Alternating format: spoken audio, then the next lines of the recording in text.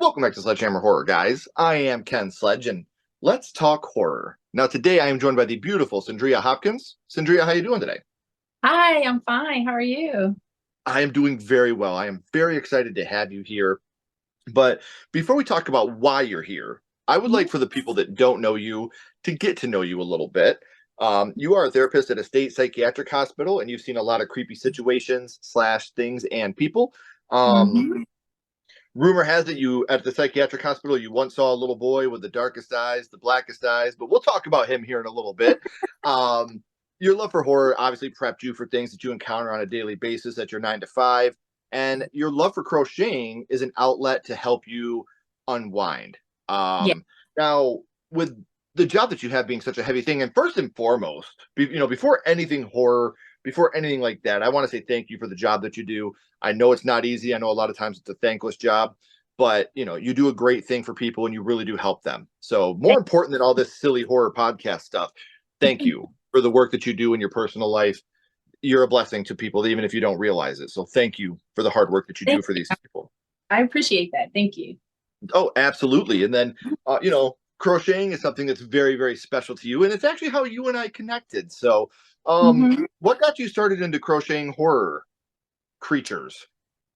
Actually, it was like a special request because people was like, "Have you ever crocheted like the actual characters that you like?" And I said, "You know what? I That's a interesting request." So I said I researched it, and I was like, oh, "Okay." And actually, my first one was Michael Myers, Mhm. but he was huge, like creepy huge. Like Right. I don't want you in my house huge. It was him and Jason. That's awesome. And you're still doing this today, Yeah. and I do have all of Cindy's Cyndrya. I am never going to be able to say this right every single time, I promise. Oh, it's Cin's all the time. social media links down in the description. So we connected through Instagram. So make sure you're checking it out. You can see all the amazing work that she does there. So we connected through an imaginary post and the work that you were doing a free giveaway, which was super, super sick.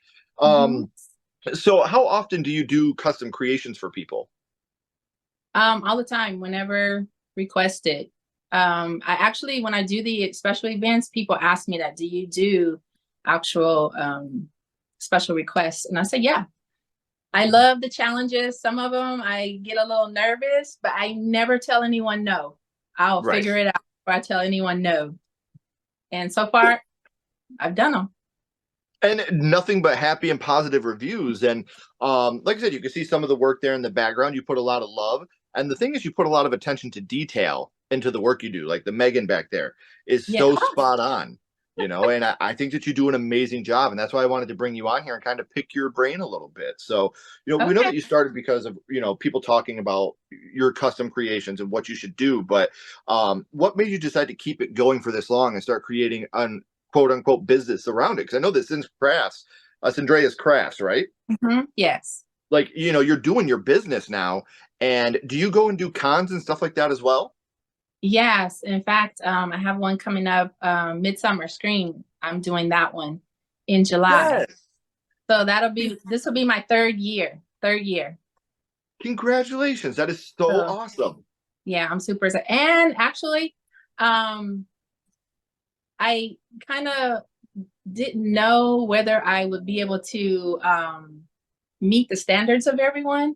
And so someone in particular asked me, and it's like, how come you haven't done any, um, cons or any creepy horror, anything like that? And I'm like, well, I don't know. I didn't know if I could uh, meet people's expectations. And then when I went, like the first year I went to Midsummer Scream, I actually sold out. I actually sold out every time I've gone there.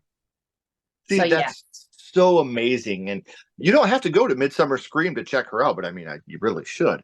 But you don't have to because, like I said, all her links are down in the description. So, in order to be in this horror world that you are a part of, horror had to start for you somewhere.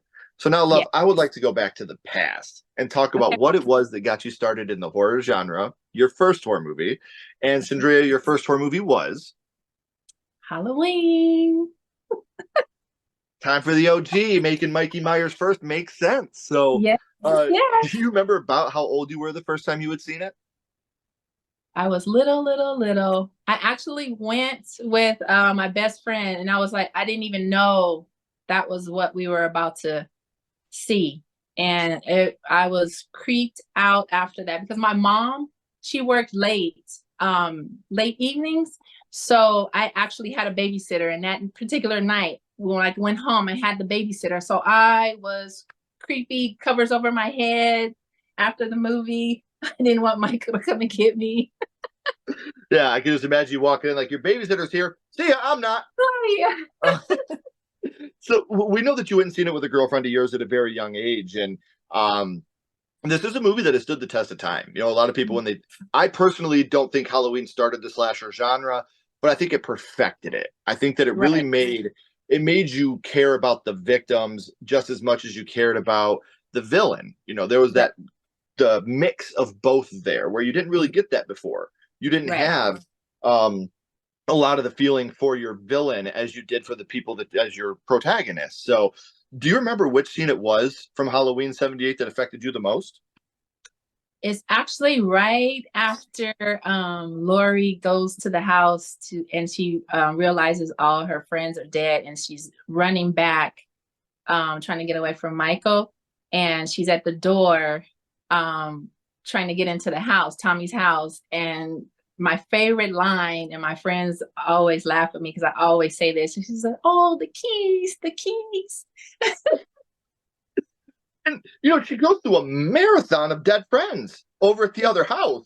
You know, Right. like she goes through the ringer of just finding dead friends. Like Michael was like, "I'm going to kill you and I'm put you here." When she opens the door, you're going to fall out here. Like Michael had a pretty sick sense of humor back I in back in know. '78. Like he he knew how to get off on the things that he was doing. So um you know, and that is one of the best, in my opinion, because I'm not a huge Halloween fan. I came into Halloween a little late in life.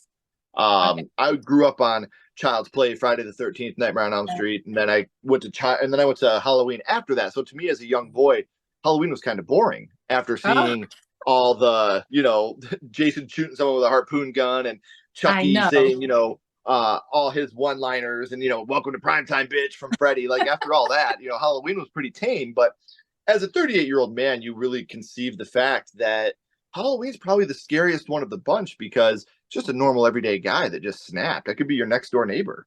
You know, this isn't a Exactly. burn victim. It's not a doll. It's not a kid that drowned in the lake and then grew like 6 feet. Like nothing like that. It's just a scary next door neighbor that snapped for no Right. reason whatsoever, except for he's evil. And the kills in this movie are phenomenal. They're especially for the time. You get a lot of scary kills and a lot of memorable kills. But do you remember which kill it was that stuck with you the most? Um, I probably would have to say when he kills Bob in the kitchen when he goes to get the beer. And yes, that one is, yeah. Yeah. Like, who does that? How can you stay up? I was like, wow. That was the strongest kitchen knife ever in the history Yes. of kitchen knives.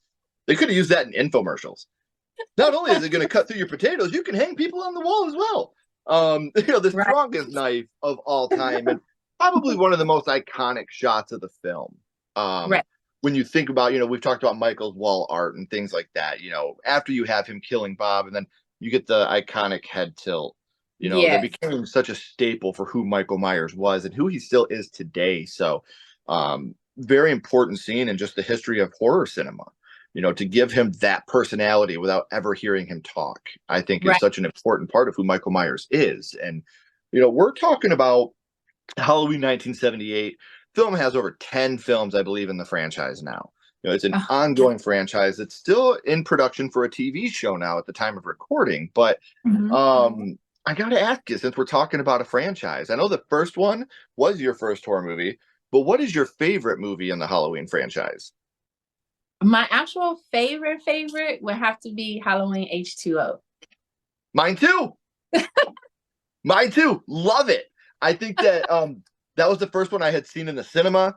That was like Hmm. it was just it's a fun movie. I love Halloween H2O, and I'm so glad Hmm. that you're giving it flowers right now because that movie, I mean, the mask is a little wonky at times, but overall, it's a great movie. It's a fun and Yeah, LL Cool J is just the shit in I that know. movie. Um so yeah, I nice. voluptuous breast. It makes Right. me laugh every time I watch it. LL Cool J, the smut writer.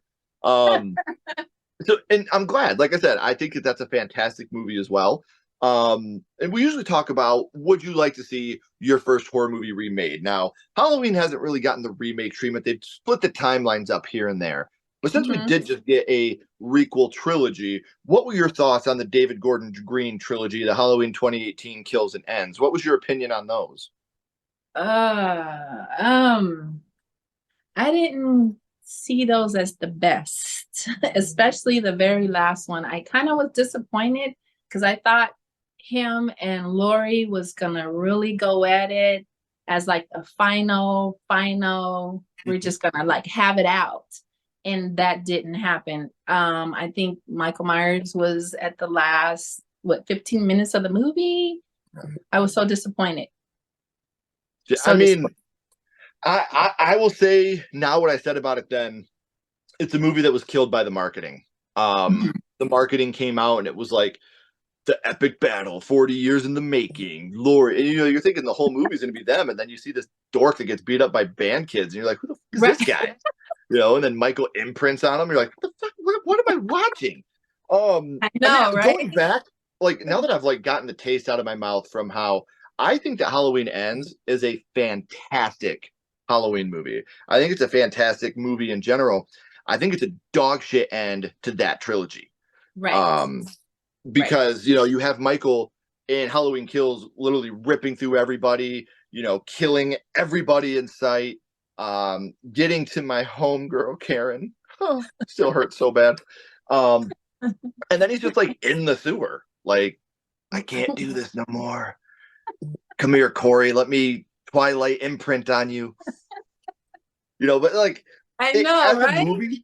as a movie itself, I think it's a fun movie. I love watching the movie, and I get crucified for saying this. I think it has the best opening of any Halloween movie with the kid getting killed on the staircase or falling Oh, I off the house. know, right? I was I like, oh, wasn't this movie's expecting that. going there. I Yeah, wasn't and expecting that then one. it became a movie after that. But Right. as a film, I think it's great. I think it's well shot. I think it was well made. I think it was well directed. It's just a dog shit end to that trilogy, my Yes. personal opinion. So, Yeah. um, we've talked Yes. 'Cause- about Halloween. Oh, go ahead. Oh, I was just gonna say it would have been different if we would have known they were introducing like a new character or something. Then yes, they did an absolute great job doing that. But no, everyone was waiting for the epic ending of the relationship between Laurie and Michael. And we didn't get that, No, until the last 10 minutes of the film. But yeah, the yeah, I quick thought their scene in the fight in kitchen. Halloween.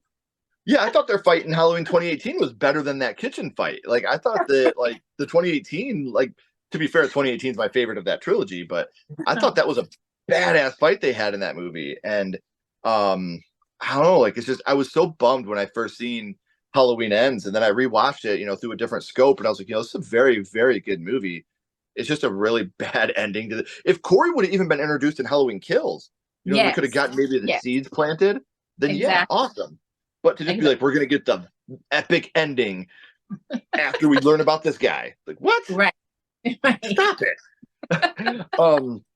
So we've talked about Halloween and what that movie means to you. And obviously the first Halloween means a lot to a lot of different people. It's a very special movie to a lot of Hmm. people. But here for a second, I do want to throw a little bit of a curveball at you. My little Okay. buddy Ghostface is here, and he has a question for you. What's your favorite scary movie, Sind?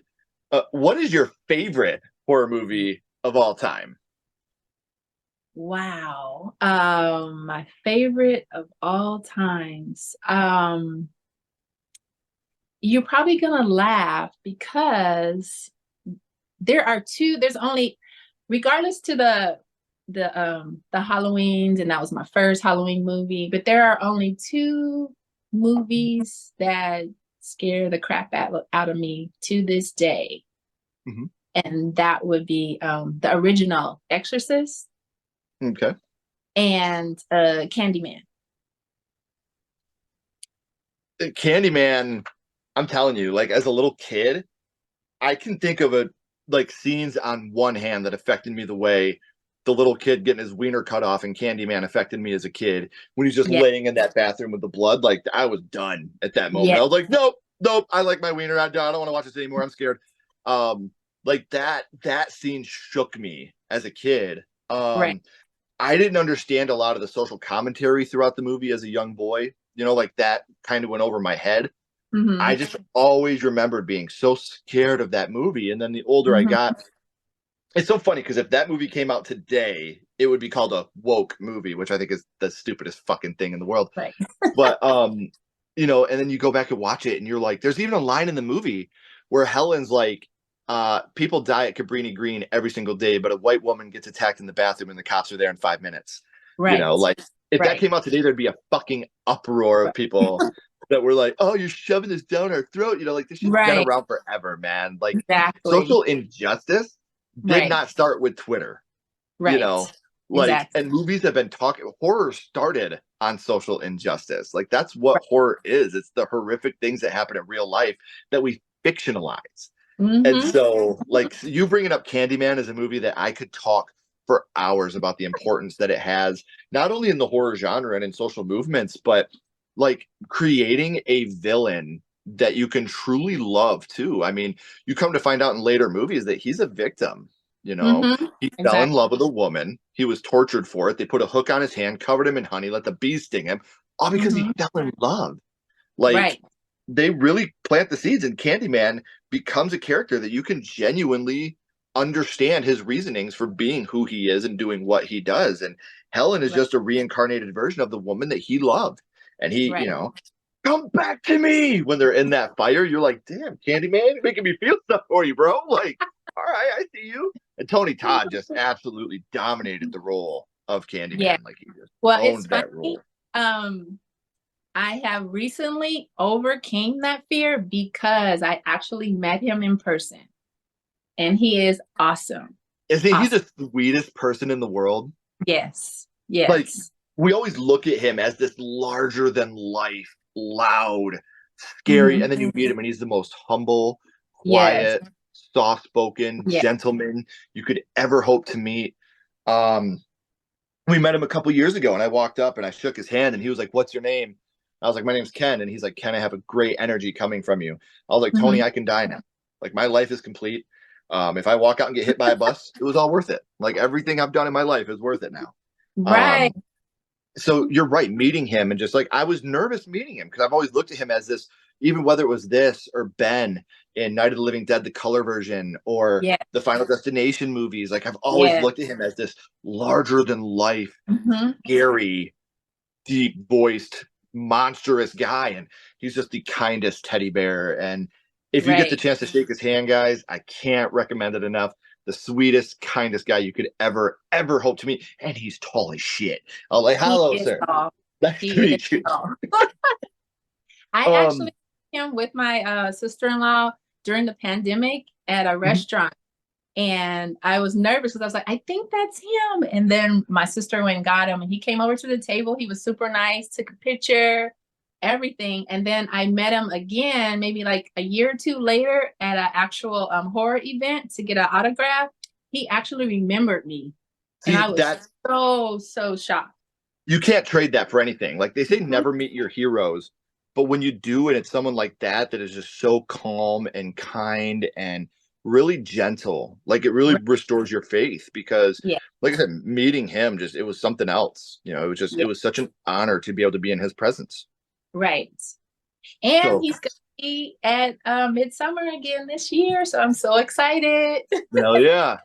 Um, well, when you meet him, shake his hand twice for me because I'm going to live vicariously through you on this one. Um, and I do want to again say thank you so much for coming on and No talking to me problem. about Candyman and Halloween. But before I let you go, we always bounce back to the same question. We're going to go back to Halloween 1978. And what we're Okay. going to do here is rank this movie on a skull count. Now, we're not ranking it on acting, production, score, direction, nothing like that. We're not being critics.